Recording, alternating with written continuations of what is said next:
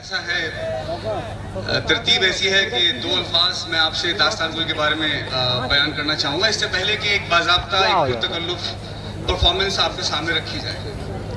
ठीक है साहब, हिंदुस्तान जन्नत निशान में कहानियाँ सुनने और सुनाने की रिवायत उतनी ही पुरानी है जितनी कि हमारी तहजीब है। आप वेदों को उठा के देख लीजिए, पुराणों को उठा के देख लीजिए, उपनिषद, जातक, रामायण, महाभारत, इन तमाम अदबी तख्लीकात को जब आप देखेंगे तो आपको एहसास होगा कि इसमें कहानी बहुत नुमाया है। लेकिन दास्तान गोई, ये हुनर खुसूसन एक ऐसी आर्ट फॉर्म है जो हिंदुस्तान जन्नत निशान में मुगलों के साथ आया। दास्तान गोई दो अल्फाज से मिलकर बना है। दास्तान यानी कि किस्से कहानियां, जैसे कि आप सब जानते हैं, और गोई लफ्ज आया है फारसी के गोयम लफ्ज से, यानी कि उसको कहने और सुनाने और बयान करने का हुनर। हाज़रीन, हिंदुस्तान जन्नत निशान में जैसा कि मैंने कहा कि मुगलों के साथ ये आर्ट फॉर्म, ये हुनर ठीक है यहाँ आया। अकबर बादशाह इसके बहुत बड़े रसिया थे। उन्होंने क्या किया कि दास्तान अमीर हमजा, हाज़रीन दास्तान अमीर हमजा क्या है ये आपको अभी 1 मिनट के बाद मैं बताऊंगा, लेकिन इतना बताता चलूं कि वो तमाम दास्तानें जो हिंदुस्तान जन्नत नशीन में सबसे ज्यादा मारूफ और मकबूल हुई, उसमें दास्तान अमीर हमजा सरे फहरिस्त है। और आज जो कहानी हम आपको सुनाने जा रहे हैं, आपके सामने दास्तान जो पेश करने जा रहे हैं, तो वो भी खुसूसन दास्तान अमीर हमजा से ही है। अब दास्तान अमीर हमजा की अगर बात करें तो अकबर बादशाह ने क्या किया कि उनके जो चित्रकार थे, जो मुसव्विर थे, उनको कहा कि वो दास्तान अमीर हमजा को देखकर कुछ तस्वीरें बनाएं।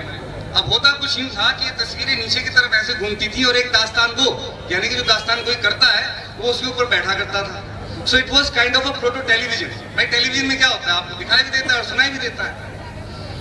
मिर्जा गालिब दास्तान गोई के बारे में कहते हैं कि अगर मुझे फ्रांसीसी शराब की एक बोतल और दास्तान अमीर हमजा के 2 दफ्तर दे दो तो मुझे जन्नत जाने की कोई ख्वाहिश नहीं। लब्बिलवाब ये हाज़रीन कि ये हुनर, ये फन हिंदुस्तान जन्नत नशीन में अपने उरूज पे पहुंचा और फिर अंग्रेजों की आमद के बाद धीरे धीरे नापैद होना शुरू हो गया। शुक्रिया अदा करना चाहिए हमें मुंशी नवल किशोर का, जो कि लखनऊ के एक बहुत बड़े पब्लिशर थे। उनको इस चीज का एहसास हो गया था कि ये आर्ट फॉर्म धीरे धीरे खत्म हो जाएगी, तो उन्होंने क्या किया, दास्तान गोइयों को सामने बिठाया और जो कातिब थे, जो स्क्राइब्स थे, लिखने वाले, उनको उनके सामने बिठाया और दास्तानें लिखवानी शुरू कर दी। अब इन दास्तानों में होता क्या है और आज की कहानी क्या है, 1 मिनट में इसमें लूंगा। तो दास्तान अमीर हमजा, जैसे नाम से आप समझते हैं, अमीर हमजा आप जानते हैं कि तारीखी किरदार हैं, हुजूर पाक सल्लल्लाहु अलैहि वसल्लम के चचा लगते हैं, और इन कहानियों में वो मुकाबला करते हैं जादूगरों का, यानी कि साहिरों का। तो इन दास्तान अमीर हमजा का जो प्लॉट है वो बहुत ही सादा है। इसमें अमीर हमजा चले हैं लड़ाई लड़ने के लिए अलग अलग तिलिस्मी दुनियाओं में, और इन अलग अलग तिलिस्मी दुनियाओं में अलग अलग बादशाह हैं, अलग अलग, जैसे तिलिस्म होशरुबा है, तिलिस्म नूर अफशा है, तिलिस्म हजार बुर्ज है। तो इन तमाम तिलिस्मों में जाके अमीर हमजा इन दास्तानों में इन साहिरों से, इन जादूगरों से लड़ाई करते हैं। अब आज की कहानी में मैं आपको बताता चलूं कि अमीर हमजा का जो बचपन का दोस्त है वो है उमरू अय्यार। अय्यार नाम सुनते ही आपके जहन में घंटी बजी होगी। चंद्रकांता संतति में यक्कू अय्यार हुआ करता था। तो मैं आपको बताता चलूं कि चंद्रकांता संतति दास्तान अमीर हमजा का ही एक एडेप्टेशन था।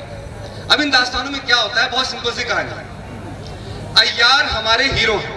अय्यार हमारे हीरो इसलिए हैं कि अमीर हमजा का जो बचपन का दोस्त है वो है उमरू अय्यार, जो कि अय्यारों का बादशाह है। और हमारे जो दुश्मन हैं, जो विलेन हैं हमारी कहानियों के, वो हैं साहिर, जो सहर करते हैं, जादू करते हैं। अच्छा, बात यह है कि जो अय्यार है वो इंसान है, उनके पास जादू नहीं आता, लेकिन वो अपने छल से, मकर से, फरेब से अलग अलग जबानें बोलने लग जाते हैं। आपको देखते हैं, आपकी सूरत बना लेते हैं, कभी औरत बन जाते हैं, कभी कुछ बन जाते हैं। और जो साहिर है वो, उनको जादू करना आता है, सहर करना आता है। तो जब भी इन दोनों के बीच में लड़ाई होती है, अगर साहिर को पता लग गया कि सामने वाला अय्यार है तो वो फौरन जादू करके उसको पकड़ लेगा। लेकिन बावजूद इसके इन कहानियों में हमारे हीरो कौन है, अय्यार, और हमेशा जीत किसकी होती है, अय्यारों की होती है, और साहिरों की हमेशा हार होती है। आज की कहानी में भी यही होगा। अब आप कहेंगे आपने तो कहानी पहले बता दी, लेकिन जैसा कि मैं आपसे कह रहा था कि ये बयान करने का हुनर है। तो आज की कहानी के जो 4 किरदार है आपको बताता चलूं। दो अलग अलग तिलिस्मी दुनियाओं का इसमें जिक्र है। हम हैं तिलिस्मी होशरुबा में। तिलिस्मी होशरुबा का बादशाह है अफरासियाब। अब अफरासियाब ने अपने एक कमांडर, उसका नाम है गिरबाल जादू, गिरबाल जादू को कहा कि भाई नैयारों को पकड़ के लेके आओ। तो ये जाता है उमरू अय्यारों को उसके साथियों के साथ कैद कर लेता है, क्योंकि इसके पास एक अनोखा जादू है जाल बनाने का, ये स्पाइडरमैन है। तो ये कहानी शुरू वहां से होती है कि गिरबाल जादू ने एक जाल बनाया हुआ है जादू का, जिसमें उमरू अय्यार और उसके साथी अय्यार लटके हुए हैं और बादशाह अफरासियाब उनको कत्ल करने वाला है। और उसके बावजूद अय्यार जीतेंगे। कैसे?